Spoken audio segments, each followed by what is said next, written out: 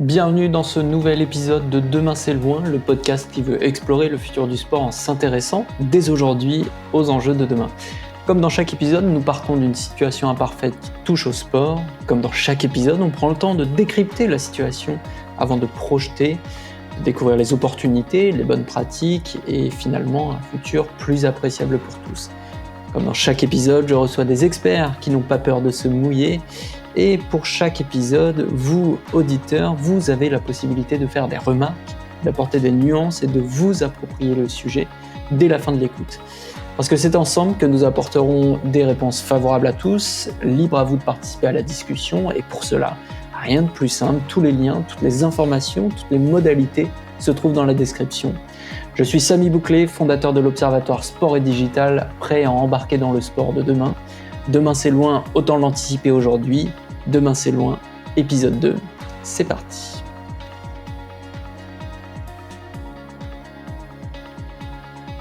Bonjour à vous deux, Arnaud et Aude, merci d'être présents et d'accepter l'invitation pour ce nouvel épisode consacré à la diffusion et au futur de la diffusion du sport. Avant de commencer, je vais vous présenter tous les deux et honneur à toi, Aude Baron. Donc tu as une double formation, à la fois de maîtrise de langue en anglais et en allemand et un centre de formation de journaliste. Tu me dis si je me trompe. Et tu as commencé ta vie professionnelle sur le poste.fr et puis ensuite en étant Je l'ai commencé avant. J'ai commencé à la radio. À la radio, ok. J'ai commencé même en presse écrite. J'ai commencé en presse écrite à l'Éperon, en magazine spécialisé dans les sports équestres, et ensuite j'ai commencé à la radio à Europe 1. Ok, très bien. Depuis, tu es formatrice à Sciences Po sur le digital, mais surtout, et c'est ça qui va nous intéresser aujourd'hui, tu es directrice des contenus chez Eurosport depuis 2015. Tu t'occupes entre autres de la stratégie éditoriale d'Eurosport France, de la production à la diffusion de contenu. Est-ce que j'ai tout bon ? Alors, disons que c'est un bien grand mot de dire que je m'occupe de la stratégie éditoriale. J'ai un prisme plus particulièrement digital, et le gros de mon boulot depuis 2-3 ans, c'est l'adaptation des contenus en fonction des plateformes. Donc, de partir du principe qu'on a une production, et ensuite on va l'adapter sur le fond et la forme pour toutes les plateformes digitales, que ce soit desktop ou mobile ou iPad, etc. Parfait, on aura l'occasion de creuser le sujet avec toi et à nos côtés Arnaud Simon. Salut Arnaud. Bonjour. Tu as commencé ta vie d'étudiant à l'EM Lyon, toi, et l'ESCP, où tu t'es formé spécifiquement aux médias. Et puis, tu as notamment dans tes expériences, alors j'ai pas tout fait, hein, mais s'il y en a quelques-unes dont je parle pas, n'hésite pas. Hein, tu veux dire que je suis le plus vieux, c'est ça ? J'oserais pas, mais je crois quand même. Tu es le plus sage et le plus expérimenté. C'est pas pareil. Écoute, merci Aude. Tu as été directeur des chaînes d'Eurosport, président d'Eurosport France, et depuis fin 2018, tu as fondé, tu es président de In and Out Stories, qui a vocation d'accompagner les détenteurs de droits à repenser la diffusion de leur contenu en se focalisant sur les attentes du consommateur. Absolument, avec parfois le challenger le produit lui dans son format et ses règles. Je pense qu'on aura peut-être l'occasion d'en parler tous ensemble. Je crois. Vous connaissez, pour être totalement transparent, puisque comme on l'a vu, vous avez tous les deux des expériences à Eurosport, donc c'est un plaisir d'échanger avec vous et de vous faire vous retrouver pour cet épisode de podcast. Avant de commencer, est-ce que vous avez un sport de prédilection ? Écoute, moi j'ai fait quasi 20 ans d'équitation en compétition, mais j'avoue que je suis arrivée à Eurosport totalement par hasard, par le flair et l'intuition d'une recruteuse. Donc voilà, j'ai un parcours un peu atypique, et c'est pas vraiment, je pourrais pas dire qu'il y a un lien entre ma passion pour la compétition et mon arrivée à Eurosport. C'est plutôt mon amour du contenu et de l'esprit de cette boîte qui m'a mené là. Ok. Et toi, Arnaud ? Écoute, oui, moi quand j'ai démarré, en fait, je voulais travailler à la télé. Hein, moi je venais du sud-ouest de la France, des Landes, où je vis maintenant. Et donc, j'avais ce syndrome de monter à Paris, du provincial qui monte à Paris. Je voulais bosser dans la télé, soit dans la télé et la musique. On y reviendra peut-être plus tard, qui est une autre de mes passions, soit dans la télé et le sport. Et donc, voilà, j'ai eu la chance de pouvoir faire ce parcours dans la télé et le sport. Et mon sport de jeunesse, on va dire, c'était le tennis. Je faisais beaucoup de compétitions, pas au niveau d'Aude en équitation. Et puis après, j'ai tennis et rugby, évidemment, vu Le vu Sud-Ouest oblige. mes origines du sud-ouest de la France, et évidemment le foot comme colonne vertébrale toujours. Et maintenant, puisque tu as eu la gentillesse de noter que j'étais un peu plus âgé que vous deux, mon nouveau challenge, c'est d'arriver à un niveau correct en surf. Ah. Il y a du travail, mais c'est mon challenge des prochaines années. Voilà. Super. Bon, t'as la chance d'avoir l'Atlantique à côté de toi. C'est plus simple. J'ai plus Moi, d'excuses maintenant. J'ai plus d'excuses. en Absolument. étant basé à Grenoble, c'est un peu plus compliqué pour moi de m'améliorer en surf. Bon, très bien. Je vous propose qu'on passe à la première partie sur l'état des lieux de la diffusion. Partie 1 donc pour l'état des lieux de la diffusion du sport français. Historiquement, on parle de linéaire diffusé sur des médias traditionnels. Pour les plus jeunes auditeurs, ceux qui sont nés autour des années 2000 et après, qu'est-ce que c'était finalement le sport et les droits télé au milieu des années 80, 90, 2000? À quoi ça ressemblait finalement quand on voulait regarder du sport ou écouter du sport? Non, mais en fait, il y a eu une première ère de diffusion du sport qui était dans les années 60-70. C'est le sport qui arrivait en direct sur les chaînes gratuites, souvent les chaînes nationales, et ça a été vraiment une mini-révolution. Est arrivé après, comme tu l'as dit, moi ce que j'appelle l'âge d'or du câble, hein, qui a démarré dans les années 80 jusqu'à il y a quelques années. Donc l'âge d'or du câble, c'est les Canal+ en France, c'est les Sky en Angleterre, c'est les Canal Digital en Scandinavie, qui ont largement contribué à l'explosion du sport, son explosion médiatique, son traitement éditorial aussi. On voit arriver les feuilletons, on voit arriver 15-20 caméras sur des matchs de football, on voit arriver les consultants, les talk-shows. C'était aussi une époque bénie pour les détenteurs de droits, puisque à chaque appel d'offres, il y avait un nouvel entrant qui mettait encore plus d'argent sur la table. Donc au départ, on a eu effectivement les chaînes du câble qu'on connaît, mais il y a eu aussi les telcos qui s'y sont mis. Souvenez-vous, Altis par exemple en France, ou même Orange avant. Et dans cet âge d'or, même le fan était content puisqu'il avait la possibilité de suivre son sport comme il ne l'avait jamais suivi auparavant. Et j'ai envie de dire aussi qu'il y avait une profondeur de banc assez large. Il y avait certes les droits premium, mais aussi ce qu'on peut appeler, ce qu'on appelle dans notre jargon le tier 2, c'est-à-dire le deuxième niveau, des sports moins indispensables, mais qui devenaient compléter une grille et qui ont bénéficié aussi de cette formidable appel d'air. Tout ça a volé en éclats il y a 4-5 ans. Avec l'arrivée du digital, et je pense, et on va en parler, je pense, très longuement. C'est ça. Donc là, tu as bien résumé effectivement, et je profite que vous ayez tous les deux une expérience sur Eurosport pour peut-être me parler spécifiquement justement d'Eurosport. On n'est pas nécessairement là pour faire la pub d'Eurosport, mais en tout cas, ça tombe bien qu'il y ait des experts sur le sujet et qui connaissent l'historique d'Eurosport France notamment, et l'arrivée sur le continent français. Comment ça s'est passé et on en était où à l'époque de cette arrivée? Comment vous avez structuré tout ça, puisque vous avez tous les deux des expertises sur le sujet et des expériences surtout? Eurosport France avait, et je pense continue à avoir, même si de mon point de vue aujourd'hui Eurosport France, mais on aura peut-être un débat là-dessus, est un petit peu plus en souffrance, avait un positionnement, ce qu'on peut appeler semi-premium, c'est-à-dire qu'il s'agissait pas d'aller marcher sur les plates-bandes de Canal ou de beIN, qui étaient vraiment, c'était Hollywood. Voilà, Canal, beIN, c'est Hollywood, c'est beaucoup de moyens, les droits premium, aussi un abonnement relativement élevé. Eurosport, pendant de très nombreuses années, a été une chaîne payante, mais que les gens pensaient gratuite. Parce que c'était une chaîne qui était dans les bouquets de base, qui était très très largement distribuée, et donc qui était capable d'aller chercher un certain nombre de droits de très haut niveau, qui est toujours le cas d'ailleurs, des grands chelems de tennis, des choses comme ça, mais qui était aussi capable de développer une offre complémentaire et assez innovante.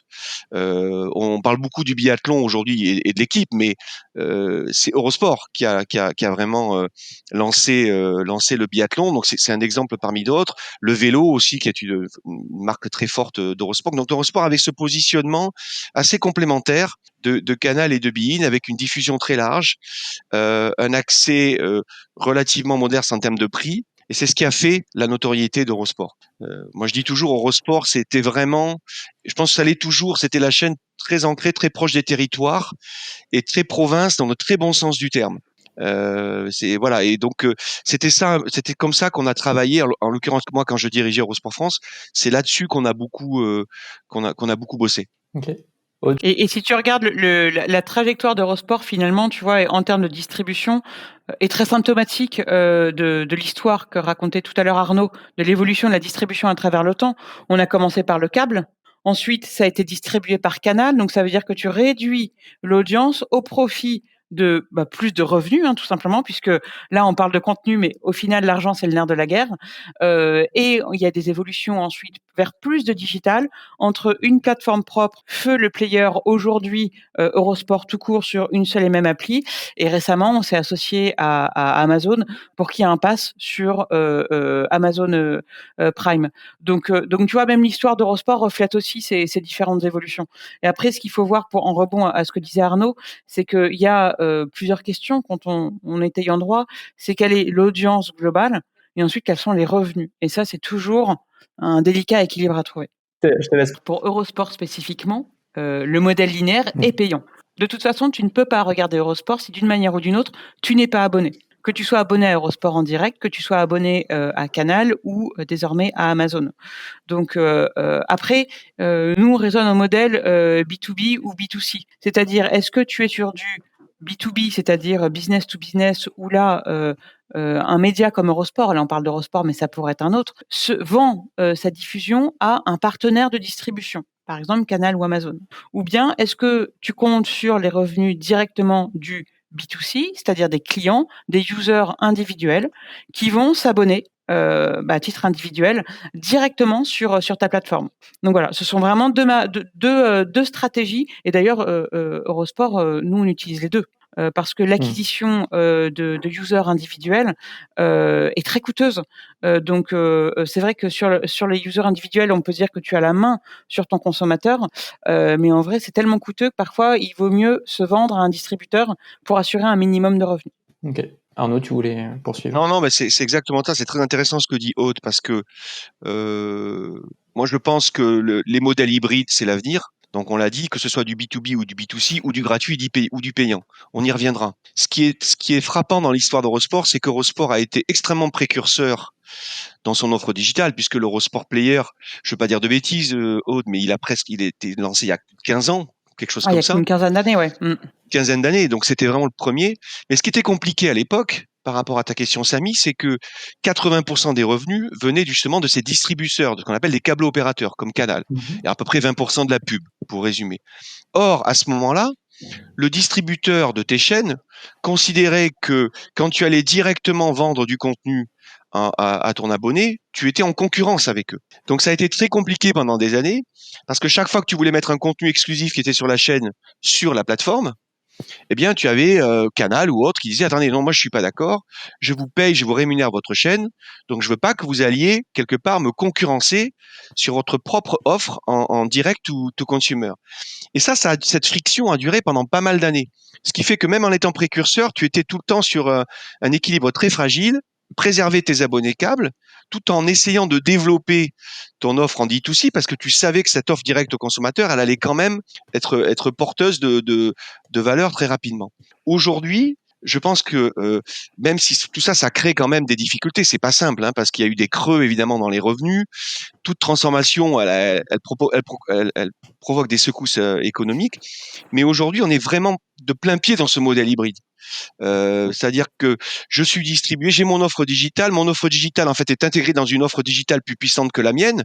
Donc on retrouve cette idée d'une chaîne qui était embarquée dans un bouquet de chaînes. Et pour le détenteur de droit, c'est la même chose. C'est-à-dire que le détenteur de droit, il est dans une situation où il faut qu'il continue à avoir des relations les meilleures possibles avec des diffuseurs puissants, que ce soit des plateformes ou des câbles opérateurs.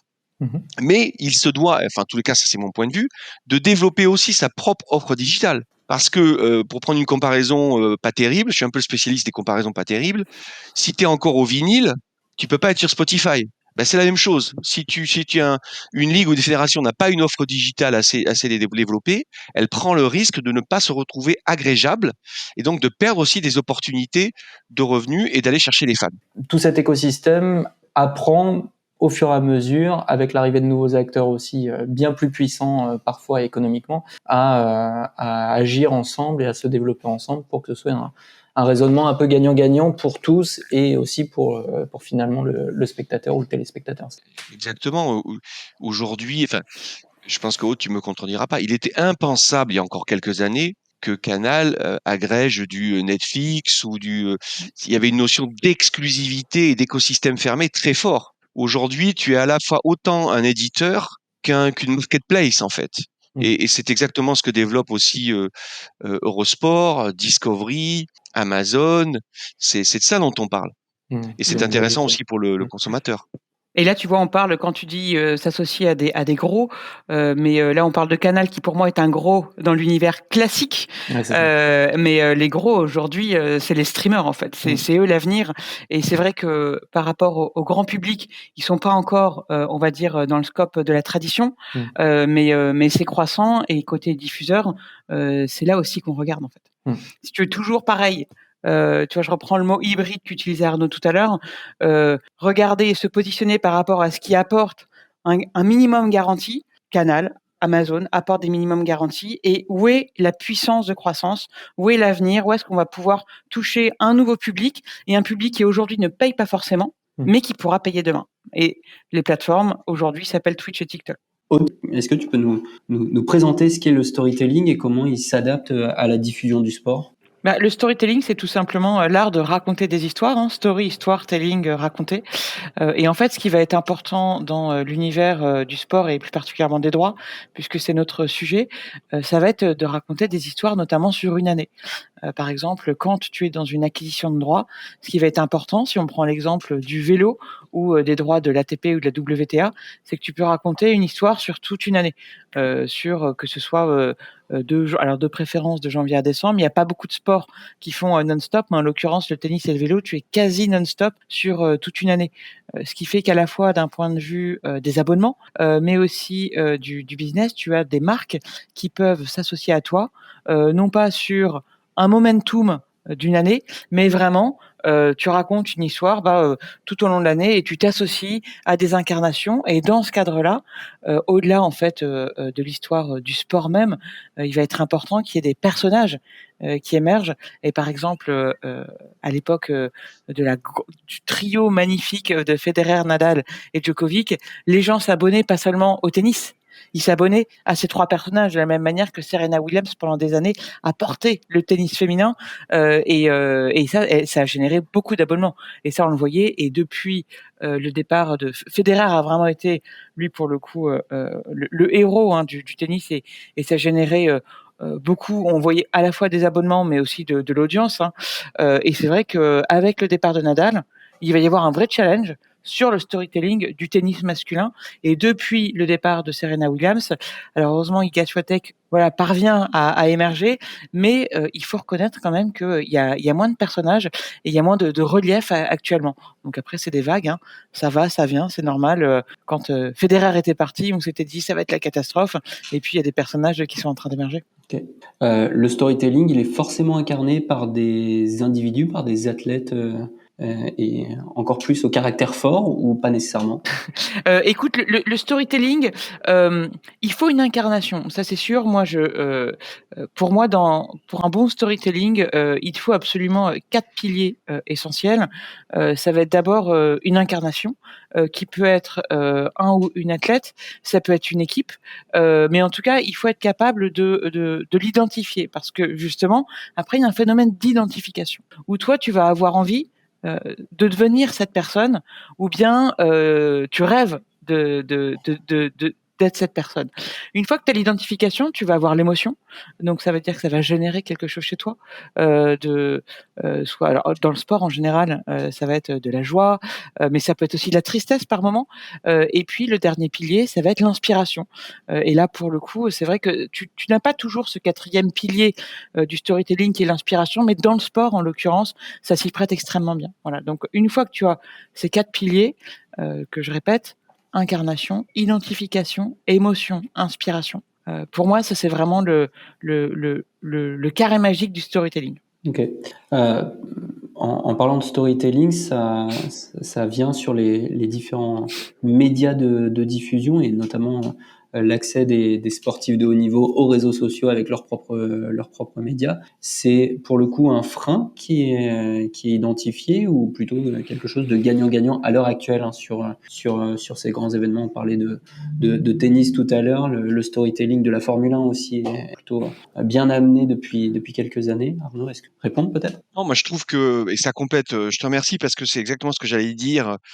Euh, le storytelling, il a eu une sorte de première existence horizontale, on va dire, longitudinale. On suivait tout un feuilleton, un championnat, et ça a été énormément développé par la Pay TV, puisque le principe de la Pay TV, c'est de créer de multiples occasions dans l'année pour quelqu'un d'avoir envie de s'abonner.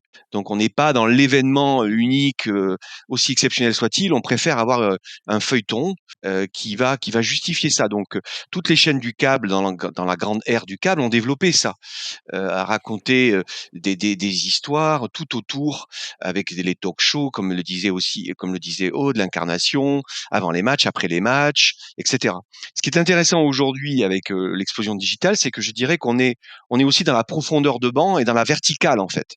Et donc le scope du storytelling s'est complètement élargi. Donc tu l'as dit, Samy, avec ce qu'on voit sur les réseaux sociaux. Donc les insides, les coulisses qui sont générées par les athlètes eux-mêmes, par les fans, les docs. Il y a toujours eu des docs sur le sport, mais on voit bien qu'aujourd'hui, c'est une composante quasiment clé, s'il est réussi, d'une success story. Donc il y a le fameux Drive to Survive, mais il y a eu Drive to Survive en Formule 1, mais il y a plein d'autres exemples. Ce qui fait qu'en fait, il y a une palette aujourd'hui de storytelling qui nécessite d'être à la fois très costaud sur l'histoire qu'on raconte tout au long d'une année, mais aussi dans la capacité d'être assez profond, j'ai envie de dire, et notamment la Gen Z, moi ça m'a étonné, pas plus que ça, mais j'ai vu une étude qui est sortie il y a pas très longtemps, où toutes ces dimensions-là sont aussi importantes que le direct en fait. Et on peut suivre un sport par les histoires, sans parfois même regarder l'événement. Et c'est pour ça qu'il y a aussi beaucoup d'autres médias qui se sont développés sans avoir nécessairement les droits, mais qui justement ont cette capacité d'extrapoler, de raconter, avec tous ces nouveaux moyens. Donc c'est ça qui est passionnant aujourd'hui dans le storytelling. Et pour rebondir, Samy, sur ce que tu disais, pour compléter ce que dit Arnaud, quand tu parles des réseaux sociaux, des athlètes ou des fédés, pour moi, c'est à la fois un challenge, mais c'est aussi absolument essentiel. Parce que d'abord, ça te pousse à être meilleur, parce que s'ils font en fait, c'est des challengers, hein, très clairement. Et pour attirer des gens sur ta plateforme, et donc à s'abonner, il faut qu'ils sachent que tu existes. Et il faut qu'ils sachent que tu as les droits. Et ça passe par des contenus gratuits et notamment sur les réseaux sociaux. Ok, bah, très bien. Non, j'allais dire que c'est autrefois dans des contrats d'achat de droits, il y avait une sorte d'exclusivité un peu rigide où en gros on empêchait beaucoup de choses. Aujourd'hui, quand tu achètes des droits, comme le dit parfaitement Aude, tu laisses cette liberté-là. Il faut que les clubs, alors c'est cadré. La NBA a été les premiers à faire ça, hein, et tu laisses les clubs poster sur les réseaux, tu laisses les athlètes parce que tout ça, ça nourrit aussi la base de fans et ça fait grandir le gâteau d'une certaine façon. Donc ça, il faut l'accepter. C'est pas encore toujours complètement bien compris par les vendeurs de droits ou les acheteurs. J'ai vu par exemple dernièrement que France Télévisions avait râlé parce qu'ils trouvaient que Roland Garros postait un peu trop de choses sur ses réseaux. Ah, je pense que ça c'est un peu un réflexe qu'il faut arriver à modifier. Je pense pas que ce soit trop dans l'air du temps. On parle aussi côté téléspectateur avec l'éclatement des abonnements, notamment dans le foot où il faut être à la fois abonné à beIN Sport, Canal+, et Amazon Prime, etc., etc., pour voir l'essentiel du football français et européen. J'ai plusieurs questions par rapport à ça. Pourquoi on en est arrivé là déjà à cet éclatement des droits de diffusion? Et quel est le risque associé à ça pour les téléspectateurs? Comme le phénomène qu'on voit de plus en plus dans les zones, notamment les zones touristiques, où les terrains sont de plus en plus découpés, parce qu'évidemment, si tu as un grand terrain, si tu vends 3 lots, tu vas a priori gagner plus d'argent que si tu le vends en une seule partie. Bah, c'est ça qui s'est passé sur les droits. C'est-à-dire que les vendeurs de droits ont compris que ils pouvaient créer des lots différents avec les matchs du vendredi, du samedi après-midi, du dimanche, donc vraiment segmenter au maximum pour essayer de faire grimper cette valeur. Et ce qui a amené, et ça c'était vraiment, je dirais, très lié à l'ère du câble, effectivement, tu pouvais avoir 2 ou 3 diffuseurs sur un feuilleton, ce qui serait inimaginable sur une série aujourd'hui. T'imagines pas que tu démarres une série sur Netflix, tu la continues sur Prime, et si tu as un petit peu de chance, tu vas la terminer sur HBO. C'est pas possible. Et sauf que ça, ce phénomène-là a enrichi beaucoup les détenteurs de droits premium, mais on est arrivé à une sorte de point de rupture presque de l'absurde où là où il y avait une volonté de liberté digitale et s'abonner exactement pour ce qu'on voulait et d'avoir même un côté one-stop shopping, c'est-à-dire je peux voir mon club, les compétitions, tous les matchs de mon club sur un seul endroit, eh bien en fait, je suis obligé d'additionner des abonnements assez chers pour avoir la possibilité d'avoir toute l'histoire. Et ça, aujourd'hui, il y a un no-go très clair, pas seulement des plus jeunes générations, d'un peu tout le monde, qui disent, mais attends, non, ça c'est, même si j'ai les moyens, moi ça me convient pas. Comment tu peux me proposer quelque chose d'un peu plus agile? Et on est dans ce tournant là qui est pas évident, hein, avec des modèles d'abonnement, de mon point de vue trop rigides et qui poussent en particulier les plus jeunes générations à utiliser de l'IPTV, à faire du streaming illégal parce que ça correspond pas à ce qu'ils veulent et aux nouveaux modes d'abonnement digitaux, j'ai envie de dire aussi. Et pour compléter ce que dit Arnaud, je pense qu'il y a aussi une dimension technique que le grand public n'a pas toujours en tête. Par exemple, moi j'entends souvent des frustrations en disant moi je voudrais m'abonner à Eurosport mais que pour le Tour de France ou que pour la Vuelta, en fait pour un événement particulier. Alors je comprends parfaitement l'intention parce que ça coûterait moins cher et c'est pour les fans de cyclisme mais pas hardcore l'événement de l'année. Alors ça, ce serait possible s'il fallait un gros développement technique parce que s'abonner uniquement au Tour de France, c'est pas uniquement je paye et j'allume, c'est que derrière, il y a tout un déploiement technique sur le système d'abonnement, mais aussi de paiement. Et malheureusement, c'est trop lourd à mettre en place. Donc, je comprends le point de vue de l'utilisateur, mais il faut aussi qu'il et elle comprennent que derrière, en fait, on peut pas faire absolument ce qu'on veut. Donc, c'est pour ça que parfois, il peut y avoir des frustrations et qu'on développe de plus en plus des abonnements en fait au mois et sans engagement. Et c'est vrai que pouvoir s'abonner à ce jour uniquement à un événement, nous jouons à Eurosport, hein, c'est vraiment une piste qui a été creusée pendant pas mal de temps, mais ça coûtait trop cher, c'était pas rentable. Ok. Oui, non, mais Aude a raison. Et en même temps, moi, je pense que ce sera une évolution inexorable. Ça va même aller, le New York Times, par exemple, tu peux avoir un abonnement économie, société. Aujourd'hui, t'es vraiment dans une logique, je veux m'abonner exactement pour ce que je veux. Et je pense que, effectivement, d'une façon ou d'une autre, la proposition et l'offre que tu fais doit s'adapter à cette demande-là. Et c'est vrai, Aude a raison, c'est compliqué dans le modèle des droits pour le sport, ça peut être compliqué techniquement, mais je pense, franchement, qu'on y viendra. Et the sooner the better, comme disent les Anglais, parce que si tu le fais pas assez vite, eh ben, de toute façon, tu as un risque de perdre des habitudes de consommation, d'achat, d'abonnement, et c'est pas évident de les retrouver après. Donc il y a quand même une certaine course contre la montre de mon point de vue là. Okay. La course aux communautés plus que la course à l'ensemble des contenus. Bah, oui. Et puis c'est l'ensemble des contenus. Après, tu vois, tu peux avoir deux positions là-dessus. C'est de te dire, si tu développes une possibilité d'abonnement à l'événement, en fait, ça te permet de toucher ponctuellement un plus grand public. Et si tu vois le verre à moitié plein, c'est que ce public va venir chez toi et va peut-être rester ou va peut-être revenir. Et donc ça, c'est super important. L'acquisition d'abonnés coûte très très cher. Et à contrario, tu peux te dire, si tu es un peu plus frileux, moi je veux pas permettre aux gens de s'abonner pour un seul événement, parce que ce que je veux, c'est qu'ils s'abonnent sur une année. Tu vois, donc c'est entre j'ai un verre qui va être surrempli sur un mois donné versus avoir une moyenne un peu plus faible, mais est-ce qu'à l'année, au final, ça va être plus rentable. Voilà, c'est deux stratégies et les deux se défendent. Très bien. Un dernier mot sur cette première partie, sur l'impact de Mediapro. Est-ce que ça a changé quelque chose dans l'écosystème de la diffusion, de l'achat et de la vente de droits? Peut-être pas côté diffuseur pour le coup, mais dans le ressenti par rapport aux différents partenaires. Est-ce qu'ils ont compris que finalement d'acheter trop cher, c'était pas forcément une garantie et que la relation elle devait plus être sur du gagnant-gagnant? Ah, le sujet média. Il y a une chose qui est clairement intégrée aujourd'hui par toutes les ligues et les fédés, c'est la sécurisation sur les garanties bancaires. Ça c'est sûr. Aujourd'hui, tu as vraiment des systèmes beaucoup plus rigoureux de garantie bancaire, de vérification, de solvabilité, etc., etc. Sur le reste, bon, on sait, hein, Mediapro a été sur un modèle qui, de mon avis, était perdu dès le départ, puisqu'il raisonnait sur un modèle très câble, justement. Il me faut 3 millions d'abonnés à 20 euros par mois, des trucs de CM2, quoi, de règle de 3, un peu à la papa, sur un modèle qui n'existe plus. Et donc, ils se sont plantés, et ils se sont juste plantés plus tôt que prévu, pour d'autres raisons. Mais je pense ils n'y seraient pas arrivés. Est-ce que tout le monde a retiré les leçons de tout ça? Je pense quand même. Mais, tu sais, c'est parfois difficile de résister à certaines sirènes. Donc, je serais quand même un peu prudent par rapport à ça.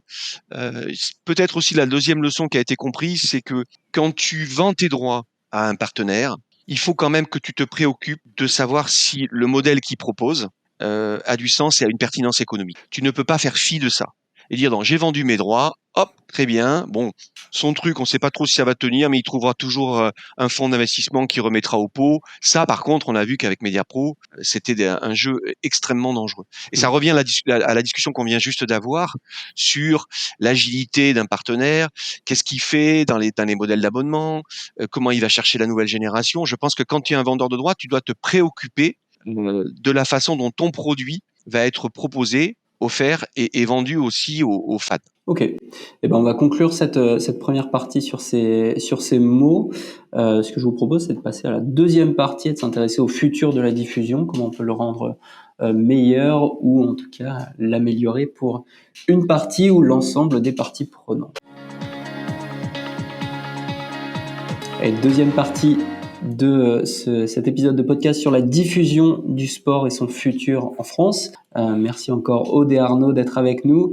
La première question que je voulais vous poser par rapport à tout ce qu'on s'est dit en première partie, c'était sur notamment l'arrivée de Twitch et l'importance de Twitch qui grandit ou qui semble grandir, notamment dans le sport français. Il y avait l'exemple notamment de diffusion d'un match d'Europa League de mémoire sur la chaîne de Domingo qui avait été coproduit par RMC, enfin en tout cas en partenariat avec RMC, le diffuseur officiel. Est-ce que ce type de diffusion, selon vous, ça représente l'avenir? C'est un moyen parmi tant d'autres ou c'est juste une tentative pour essayer de toucher un nouveau public? Comment vous le ressentez de votre point de vue? Aude, peut-être? Ouais, je peux commencer. Écoute, d'abord, c'est un très joli coup pour RMC. Ça, il y a pas de sujet là-dessus. Je suis partagée parce que, en fait, on le disait à la fin de la première partie et on parlait des coûts de diffusion de droits. Et en fait, ces droits s'achètent et donc fatalement, à un moment, c'est du business. Donc il faut à un moment de récupérer de l'argent derrière. Alors évidemment, dans un monde idéal, tout est gratuit. Mais je pense qu'aucun de nous trois ici ne travaille gratuitement.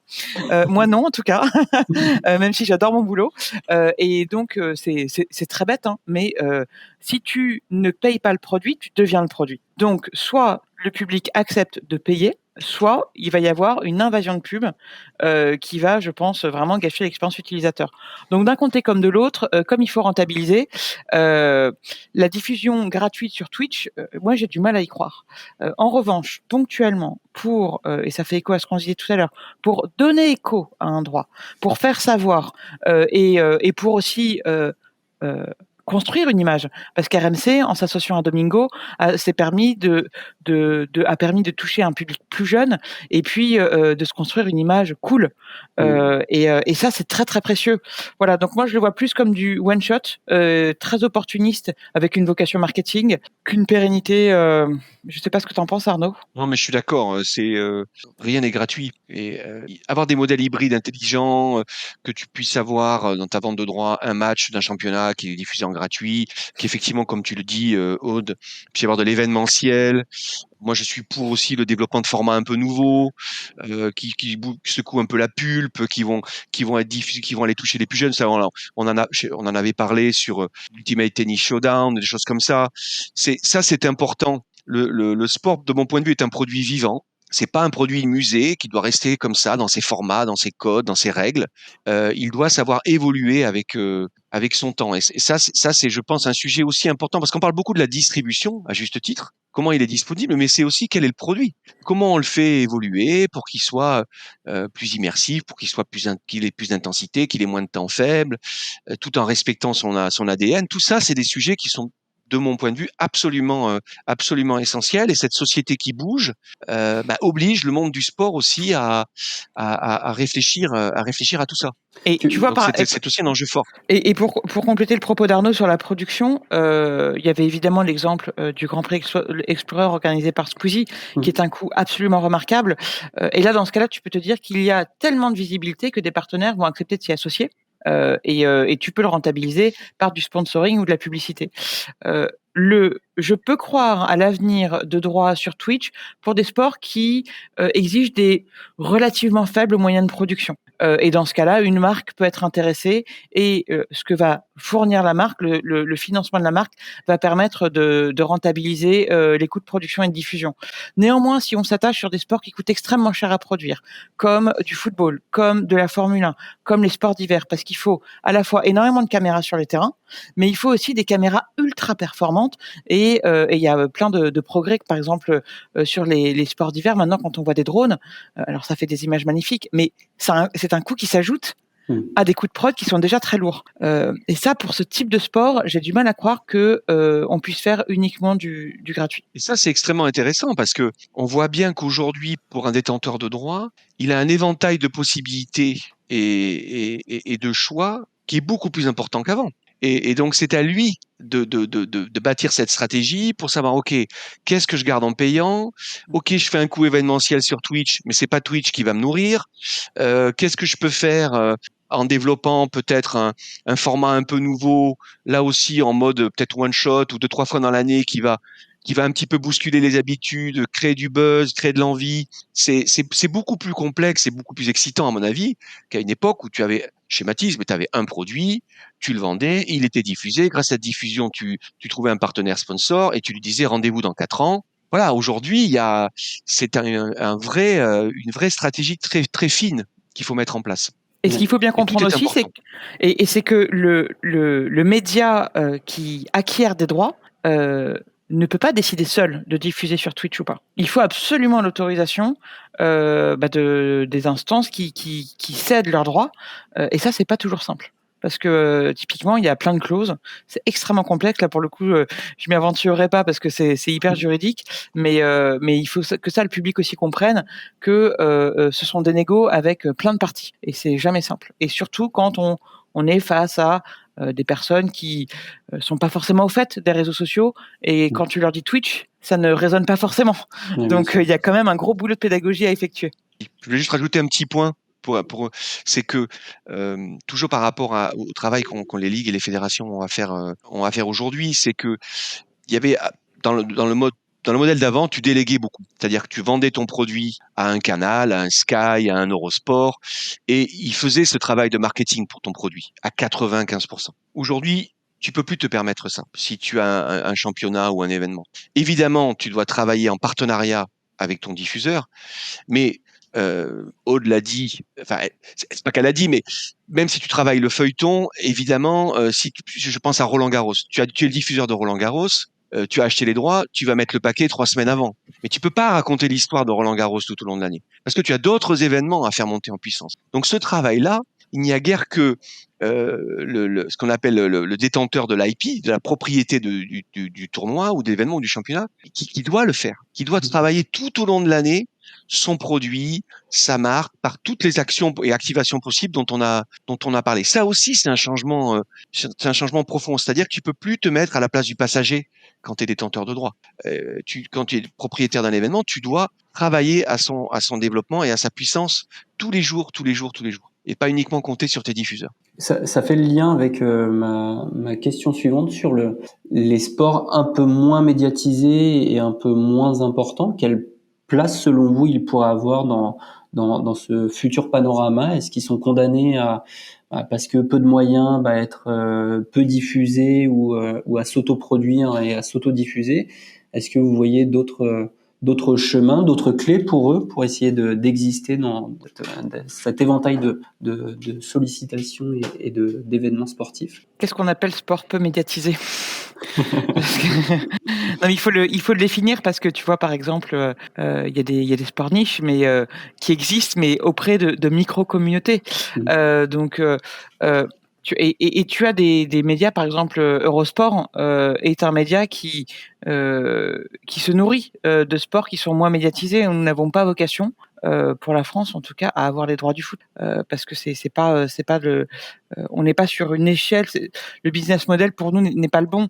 Heu, je pense que pour ces sports-là, en fait, il y a une difficulté, c'est que, et c'est le modèle classique, est-ce que tu mets l'œuf à voler un poule ou l'inverse? Mmh. C'est-à-dire que s'il y a pas de médiatisation, il y a pas de sponsor. S'il y a pas de sponsor, les équipes peuvent moins bien s'entraîner. Si elles peuvent moins bien s'entraîner, le niveau est moins bon et tu as moins envie, de financer. Il y a un élément intéressant, si on regarde aujourd'hui, on a une star qui est en train d'émerger en natation avec Léon Marchand. Mmh. La natation, tout le monde s'en foutait. En tout cas, en termes de diffusion. Enfin, tout le monde, c'est pas vrai, mais parce qu'il y a quand même beIN. Mais si tu veux, c'est pas le sport, c'est pas du foot. Maintenant que tu as cette incarnation, tout le monde y s'est intéressé. Et donc, si tu veux, tu peux avoir des émergences comme ça qui naissent. Regarde Red Bull en soi. Red Bull ne produit que des petits sports, si on peut dire. Mais ils arrivent par leur moyen de prod à en faire quelque chose d'absolument fabuleux. Donc, je pense que on en revient toujours à la même chose, à raconter des histoires. Donc, la fin juin, on va avoir à Paris un événement. Alors, j'ai rien à voir avec Red Bull, hein, mais parce que c'est vraiment des génies du storytelling et ils sont excellents en production. Mais le Red Bull Cliff Diving, donc c'est du plongeon de 25 et 27 mètres à Paris, devant la Tour Eiffel. Le plongeon en soi, c'est pas forcément facile à médiatiser, mais d'avoir un plongeoir devant la Tour Eiffel, là, tu en fais un événement qui devient absolument incroyable, surtout à 1 an des Jeux Olympiques. Voilà. Donc, c'est pas seulement ce sport, c'est comment tu le racontes. Ok. Et du coup, c'est plutôt un acteur privé qui va prendre la main pour le coup sur ce type de sport, des sports, en l'occurrence pour Red Bull, des sports extrêmes. Est-ce que des sports peut-être moins extrêmes ont tout aussi leur place En fait, Aude a raison qu'on essaye de définir un peu, parce que c'est très difficile. On va dire que tu as des sports de niche qui peuvent avoir beaucoup de potentiel parce que ils véhiculent quelque chose, un art de vivre, un côté hype. Donc, il y a beaucoup de sports de glisse qui sont comme ça. Ouais. Le surf sera jamais mainstream, mais il y aura toujours une petite part de rêve, ou le skate, où il y a toute une histoire autour de ça. C'est la liberté, c'est la jeunesse, voilà. Donc ça, il y a des sports qui ont ces atouts-là, qui auront jamais peut-être la puissance, mais qui ont ces atouts. Tu as des sports qui ont ces atouts et la puissance. Bon, le football, le basket, voilà, c'est comme ça. Et tu as des sports qui, il y a une relative injustice. Je fais parallèle avec la musique. Souvent, si tu es un groupe de jazz, tu as peu de chances de remplir la Défense Arena. Et Ouais. pourtant, tu fais une musique de grande qualité. Donc, il faut accepter ça aussi, qu'il y ait différents niveaux de stades et d'arénas et de médias pour un certain nombre de sports. Il y a des sports aussi, il y a une part d'injustice qui sont plus compliqués, moins télégéniques. Le moderne pentathlon, c'est pas évident, quoi. Alors on le suit sur les Jeux Olympiques. Après, il y a les sports qui font des efforts, je pense au biathlon, qui a développé le sprint, des formats courts. On en revient toujours à ça. C'est-à-dire que ton sport, tu dois quand même le faire évoluer, non pas pour le dénaturer, mais pour s'adapter à la société à laquelle on est, aux des modes de consommation un petit peu plus rapides. J'y reviens un petit peu plus intense. Moi, je veux pas faire comment dire, moi je considère que le sport est une matière vivante et qu'il y a peut-être des sports aujourd'hui qui finiront par disparaître parce que ils ne suscitent pas, en tous les cas en termes de médiatisation, ils ne suscitent pas suffisamment d'intérêt, ils sont pas suffisamment attractifs, ils correspondent plus trop à l'ère du temps. C'est délicat de dire ça, mais il faut peut-être l'accepter. Enfin, comment dire l'accepter, c'est peut-être factuel. Surtout si tu bouges pas, de toute façon, ça c'est sûr que ça va être compliqué. Après, t'as des modèles qui permettent le storytelling, permet de pas forcément mettre tu mets pas forcément beaucoup d'argent dans du direct, mais tu as une possibilité de raconter des histoires autour de ton sport. Ça c'est intéressant. Tu as des initiatives comme Sport en France qui permet donc une chaîne d'émanation du CNOSF qui permet, et c'est même je dirais même sa raison d'être, sa vocation de diffuser des disciplines qui aujourd'hui soit n'ont plus de visibilité sur des grands médias, soit n'en ont jamais eu. Bon, voilà. Mais ce que je veux dire par là, désolé, je suis un petit peu long, mais c'est un sujet difficile. Faut pas considérer ça comme un dû. Voilà. Il faut pas qu'une fédération ou une ligue dise je comprends pas, façon un peu son soupe à l'oignon et Croûton dans Astérix, je retiens ma respiration, je suis pas content. Pourquoi j'ai pas la même visibilité que les autres sports? Ben, parce que tous les sports n'ont pas le même impact et que peut-être il y a un travail à faire aussi sur ton sport là, qui est peut-être un peu difficile pour le rendre un peu plus accessible. Mais il peut y avoir une injustice par rapport à ça. C'est compris par les dirigeants ou les faiseurs de ces sports-là. Est-ce que c'est un sujet qui revient sur la table ou la prise de conscience, elle est peut-être générationnelle aussi, peut-être qu'il y a l'envie de rester en phase avec les traditions et en phase avec ce qui existait jusqu'à Oui, présent. il y a tout ça. Je vais pas être trop long parce que là, j'ai déjà parlé de tout. Mais on pourrait parler du sport féminin et du football féminin, le psychodrame sur la Coupe du Monde féminine, les ventes de droits. En réalité, aujourd'hui, il y a aussi une responsabilité de ceux qui développent ces championnats pour les faire monter en puissance. Je pense notamment, l'Angleterre a fait un boulot considérable sur la Ligue anglaise féminine. Il y a du boulot qui est fait aussi par l'UEFA, par la FIFA. Est-ce que ça va suffisamment loin? Est-ce que ça va suffisamment vite? Donc il y a aussi une responsabilité, ce que je veux dire, de celui qui développe son sport avec surtout pour le coup dans le foot, on peut pas dire que c'est un manque de moyens. C'est pas uniquement la faute des méchants médias qui diffusent pas suffisamment de sport féminin, ce serait trop simple. Tu vois, ça se passe aussi dans les stades. Toute personne qui a déjà vécu un événement sportif aux États-Unis a vécu une véritable expérience et ils ont un talent pour rendre le sport divertissant qui est fou parce qu'on te donne des goodies, parce que tu as des professionnels qui sont au micro pour mettre de l'ambiance et ça forcément quand tu diffuses, ça participe à créer un événement puisque toi chez toi, ce que tu veux c'est avoir l'impression d'être dans le stade. Donc et ça Tu peux ce te sont garer, tu peux te garer. comment Aujourd'hui en France, non mais il n'y a pas un nouveau stade qui est construit en France où tu as pas des énormes galères pour te garer. Et avec des transports en commun qui sont pas au niveau. Non mais c'est tout con de dire ça. On est un peu hors sujet là, mais si tu arrives un peu en retard au stade, t'es pas content, t'es énervé, ça a été compliqué, tu as été tassé dans les transports en commun, et je parle pas même, parfois même des choses plus dangereuses qui peuvent arriver. Tu arrives là, t'es pas dans un mood, comme le dit Maud, pardon, de profiter complètement de l'événement. Ça compte ça aussi. Et puis il faut aussi tenir compte des athlètes. Parce que eux aussi, il faut leur accord. Alors, ils vont pas le donner évidemment individuellement, mais ils ont des représentants. Si on donne un exemple, par exemple, pour prendre un relativement petit sport, qui est l'équitation. En tout cas, de médiatisation. Attention, hein, parce que l'équitation, il me semble que c'est le sport qui a le plus de licenciés. Mais il faut bien distinguer la pratique et la médiatisation. Il y avait quelque chose qui avait été fait de très intéressant pour rendre le sport plus populaire. Deux choses. Un, on avait installé des caméras sur les bombes, donc sur les casques des cavaliers. Donc ça, évidemment, ça rend le sport très impressionnant d'un point de vue sur la vue. Mais il faut que les cavaliers l'acceptent. Et la deuxième chose, ça avait été d'installer des micros, là pour le coup, pour développer l'ouïe du spectateur, près des barres. En l'occurrence, c'était pour le saut d'obstacle, pour que quand le cheval effleure la barre, on crée un suspense en se disant, il l'a touché, est-ce que la barre va tomber ou pas? Avant qu'il y ait ces micros, en fait, le public ne voyait pas. Quand si tu veux, ça va trop vite. Et quand la barre était effleurée, tu t'en rendais pas toujours compte. Donc en fait, tu passais à côté d'une partie de ce fameux storytelling autour du sport. Et ça n'a pu se faire qu'avec l'accord, évidemment, des cavaliers qui étaient les premiers concernés. Et c'est pas sans conséquence, parce qu'évidemment, la caméra sur la bombe, ça peut te déséquilibrer, et le bruit, ça peut perturber ton cheval. Je voulais juste revenir par rapport aux différentes générations justement de téléspectateurs. On parlait peut-être dans un futur de réadapter le sport, ou en tout cas de l'adapter aux attentes des nouvelles générations. Est-ce que ça veut forcément dire que les plus anciennes générations seront mis de côté, quitte à limiter les traditions, quitte à partir sur de l'innovation, sur de la modernité? On les met de côté, ou on essaye encore de les englober, même si, bon, à terme, ce seront plus forcément des clients? Aujourd'hui, si je peux me permettre, le risque, c'est plutôt de mettre les plus jeunes générations de côté. Parce que l'expérience sport, l'expérience parfois stade, comme le disait Aude, l'expérience d'abonnement, l'expérience format, l'expérience règle, tout ça, de mon point de vue, va trop lentement, beaucoup trop lentement. Et on est en train de perdre du jeune fan. Et en tous les cas, on ne le convertit plus aussi automatiquement qu'avant, de génération en génération. C'est plus vrai, ça. Le risque, il est plutôt là. Ok.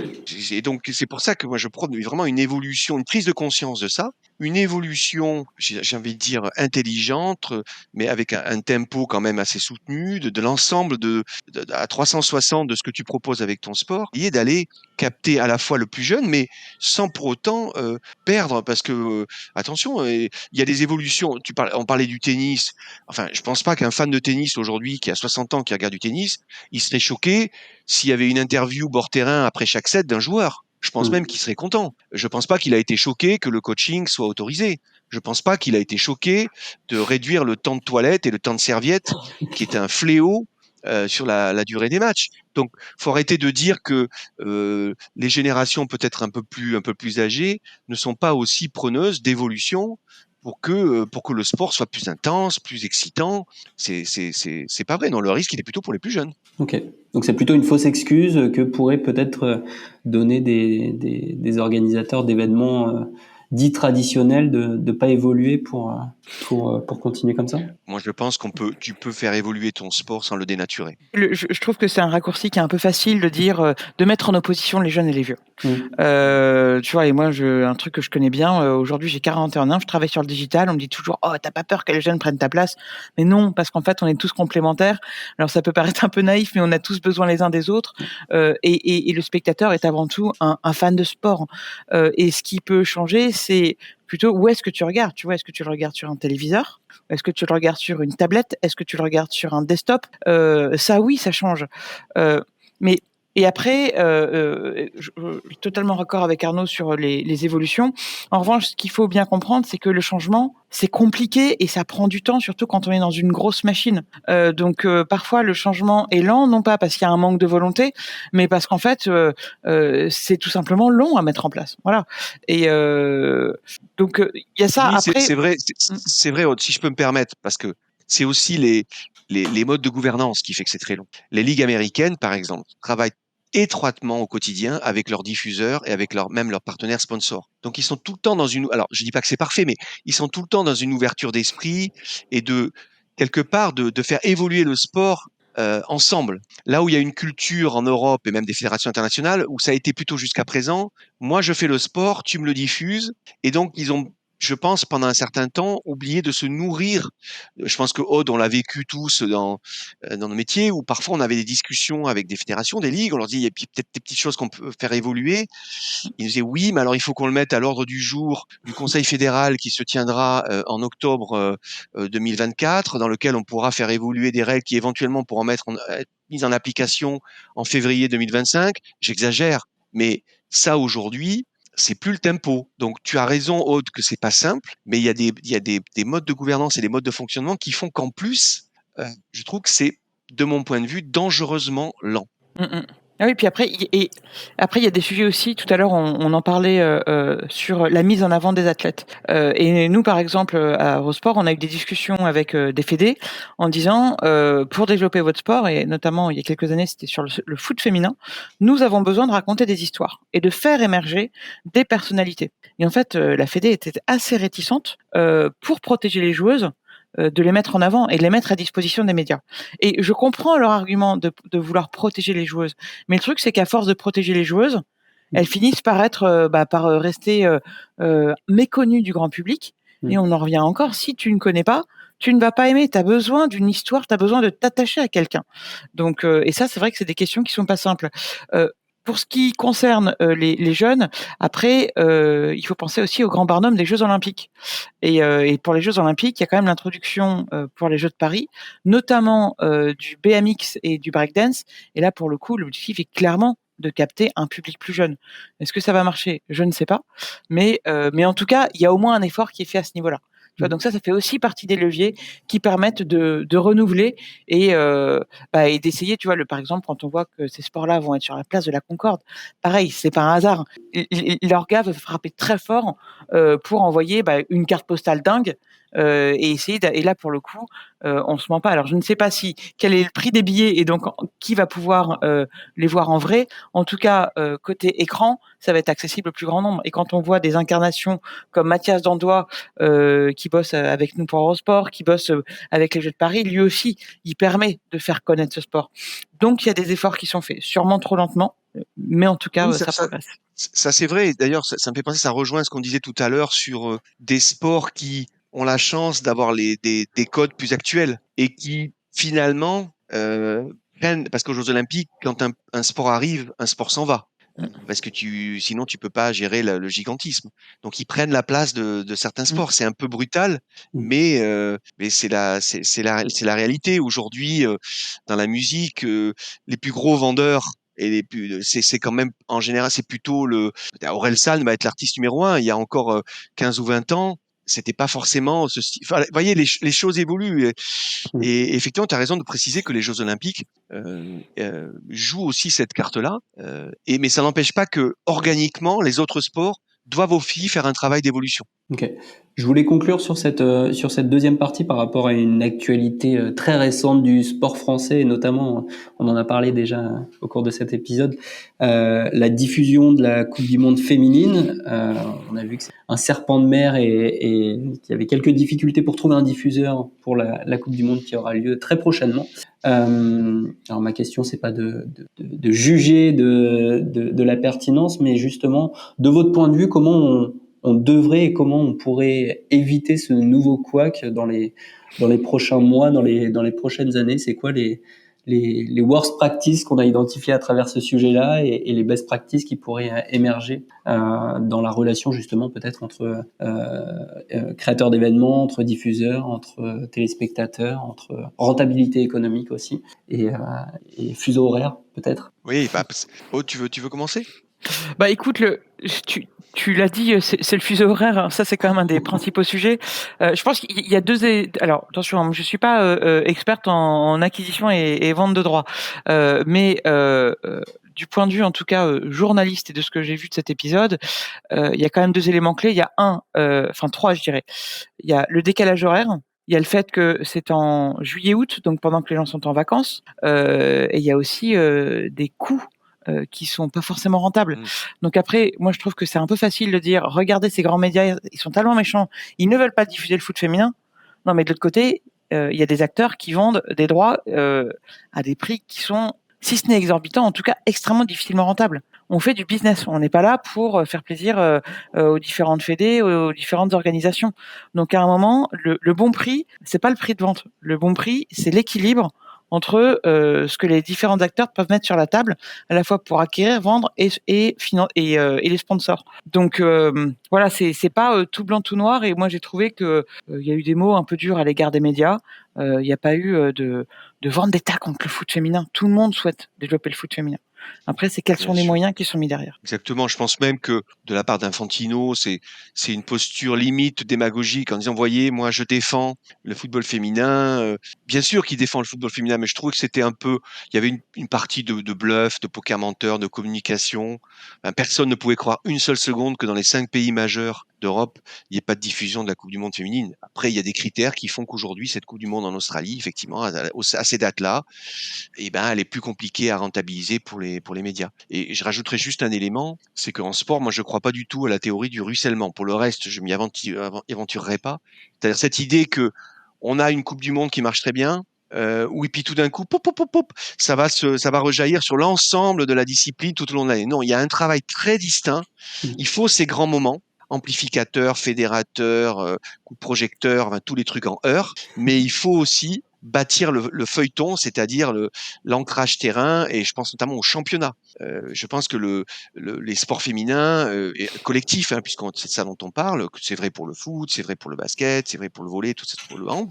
C'est vraiment plus, il y aura un travail de fait au quotidien sur la montée en puissance des championnats domestiques, et puis également des coupes d'Europe. Tout ça va. Mais je crois plutôt à la poussée d'Archimède du bas vers le haut qu'au ruissellement depuis le haut, où tout d'un coup on s'est dit bah voilà, j'ai fait je sais pas 15 millions sur un match de l'équipe de France en Coupe du Monde en quart de finale, donc ça y est, c'est fait.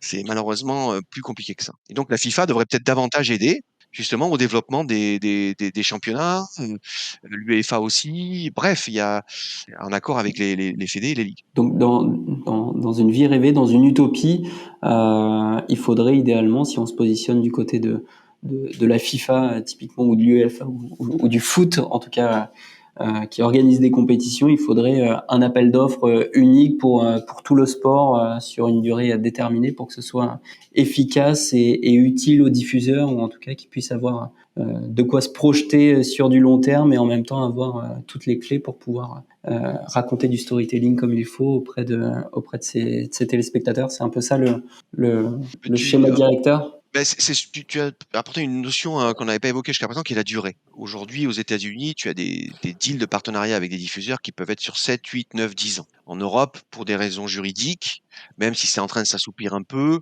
on va dire c'est 3, 4, 5 ans maximum. Le problème, c'est que avec ce monde qui bouge énormément dans les modes de consommation, donc quand tu achètes un droit, tu as quand même un investissement à faire. D'abord, tu achètes, tu fais un chèque, et en plus, tu dois réfléchir à comment le mettre en valeur, comment nourrir les réseaux sociaux, ta partie digitale, tes chaînes linéaires si tu en as. Donc il y a un vrai travail qui est complexe. Et aujourd'hui, si tu as un droit pour 3 ans, tu peux pas le faire ce travail-là. C'est pas possible. Tu peux pas commencer à investir pendant 1 an et demi et puis en plus, si l'appel d'offres d'après est anticipé, tu te retrouves avec ta dernière année d'exploitation de ton droit où tu sais que tu l'as déjà perdu. Donc cette notion de visibilité, à la fois pour les médias, pour les fans eux-mêmes, qui ont besoin de s'y retrouver aussi, parce que quand ça change tout le temps de maison, c'est pas facile de savoir où tu peux retrouver tes petits. Ça me paraît important. Et également, de plus en plus, pour les investisseurs, les fonds d'investissement qui réclament cette visibilité, de se dire, OK, je sais que les 7-8 prochaines années, là, il va y avoir un nouveau deal NBA qui va être fait. Il y a des clubs qui sont rachetés près de 4 milliards. C'est l'évaluation qui est faite parce que ils savent qu'un deal va être fait. Ils savent qu'il va être fait pour 8, 9, 10 ans. Donc, c'est de nature à rassurer tout le monde. On peut plus être dans cette frénésie de changer de diffuseur. Je crois plus trop à ça. Parce que le monde change, on a besoin d'avoir de temps pour reconstruire un modèle et qui s'adapte véritablement au nouveau mode de consommation et qui rassure l'ensemble de l'écosystème économique et des fans. Je crois, hein. Mais après, je sais pas si ça va se confirmer, mais une fois que tu acquiers des droits, on l'évoquait rapidement tout à l'heure, il y a un impératif de faire savoir que tu as ce droit et donc de construire l'identité. Si tu veux, par exemple, si on regarde, alors je parle d'un média que je connais puisque c'est Eurosport, mais Eurosport, par exemple, tu as les 3 sports piliers qui sont tennis, cyclisme, sport d'hiver. C'est relativement facile de s'en souvenir. Ça, ce sont les gros feuilletons. Dès lors que tu sors de Striptease, c'est beaucoup plus compliqué de faire savoir qu'Eurosport, qui est déjà un média quand même bien installé, a des droits. Donc, si tu veux, c'est aussi pour ça que c'est hyper important de s'engager dans le temps, parce que toute cette communication, tu peux aussi la construire. Et tu vas pouvoir créer des liens avec les fédés, les athlètes, bref, tous les acteurs qui constituent le sport et qui peuvent t'aider à faire savoir que tu as ces droits. Donc, et ça, il faut vraiment pas le négliger parce que nous, on le voit, dès lors qu'on acquiert des droits, c'est vraiment la guerre pour faire savoir qu'on les a. Et il suffit pas de faire 3 tweets pour ça. C'est colossal, c'est colossal. Et même, enfin, moi, ça m'est déjà arrivé. Pourtant, je travaille dans cette industrie-là, de plus trop savoir sur quelle chaîne je pouvais regarder tel événement ou tel match. Tu finis par être perdu. Donc, il faut quand même que cette lisibilité et cette compréhension du fan ou de l'utilisateur, le end consumer, comme on dit, il faut qu'elle soit travaillée. Et c'est pour ça que Eurosport, je pense qu'ils ont fait des choses très intelligentes quand ils ont développé ce qu'ils appellent le Home of Cycling, Home of Winter Sports, Home of Tennis. Voilà, bah tu sais que en général, si t'aimes le vélo, tu vas sur Eurosport, tu vas trouver ce que t'aimes. C'est très important ça, dans ce monde de plus en plus fragmenté et segmenté. Ok, et ben ce sera le mot de la fin. Merci à vous. Avant de nous quitter, vous avez la possibilité, vous le savez, de faire une recommandation sur un élément, quelque chose que vous aimez, quelque chose que vous aimeriez partager. Alors justement, podcast, moi, j'aime beaucoup un podcast qui s'appelle Le Goût de M dans le monde, qui prend à la fois c'est plutôt dans le domaine artistique et qui essaye de comprendre d'où viennent les inspirations de créateurs, que ce soit de musiciens, de designers, d'où ça vient depuis l'enfance, à la fois en chant et en contre-chant, en fait, en rejet ou en adhésion. Ils vont chez eux, donc ils décrivent l'appartement. Enfin, c'est très intime, c'est très intelligent et ça s'appelle Le goût de M avec un M majuscule. Podcast Le Monde. Aude, ta carte blanche ou ta recommandation, je t'écoute. Ouais, moi je voulais recommander le podcast qui s'appelle Super Green Me et qui est produit et animé par Lucas Caltitri. Et c'est un podcast qui est très inspirant. Lucas raconte sa transition écologique où il essaye de moins manger de viande, de ne plus prendre la voiture. Et je trouve ça hyper intéressant parce qu'en fait c'est quelqu'un qui mangeait de la viande, qui avait un rythme de vie on va dire classique et qui partage ses difficultés, ses surprises, que ce soit en bonne ou en moins bonne. Et moi j'ai trouvé que c'était un très bon compagnon pour se rassurer et être encouragé et sans se culpabiliser. Donc voilà, Super Green Me sur toutes les plateformes d'écoute pour s'inspirer pour une transition écologique en douceur. Eh ben, on mettra les liens dans la description de cet épisode de podcast pour aller plus loin à la fois dans l'écologie et à la fois dans le monde de l'art et de la musique. Merci à vous. Avant de nous quitter, quelques mots sur comment on vous suit et quelles sont les actualités de vos entreprises respectives. On commence par toi, Aude. Alors, comment me suivre? Je suis sur Twitter, Insta, LinkedIn, TikTok. Okay. Je suis encore sur Facebook, mais j'avoue que j'y vais plus beaucoup. Et puis après, mais cela dit, sur ces plateformes sociales, je suis pas très très active, je reconnais. Je consomme beaucoup, mais je publie peu. Et après les actus, écoute, nous avons le Tour de France qui arrive, donc ça va être un joli morceau. Et surtout, on a les JO. Ça, c'est vraiment notre grosse actu. On est diffuseur, donc entre les contenus qui vont nous amener jusqu'au JO et la production des événements même, on est bien nourris. Il y a du pain sur la planche.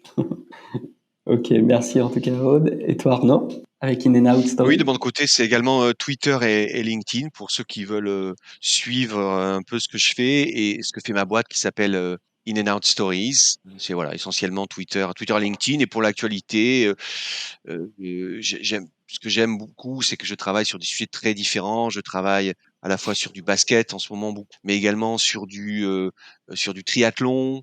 Je viens de signer une collaboration aussi avec la fédération de hockey sur glace pour la Ligue Magnus, qui voilà, en fait, qui fait partie de ces championnats intéressants, mais qui ont besoin de peut-être retrouver un esprit de conquête et qui cherchent des modèles. Ça, c'est le grand plaisir de ma structure, c'est qu'on travaille sur ces enjeux avec des sports très différents et c'est assez passionnant. Merci à vous d'avoir participé à cet épisode de podcast en 2 fois. On expliquera les contraintes techniques, mais en tout cas, c'était hyper riche et hyper intéressant de parler de l'actualité de la diffusion du sport, mais surtout de son futur.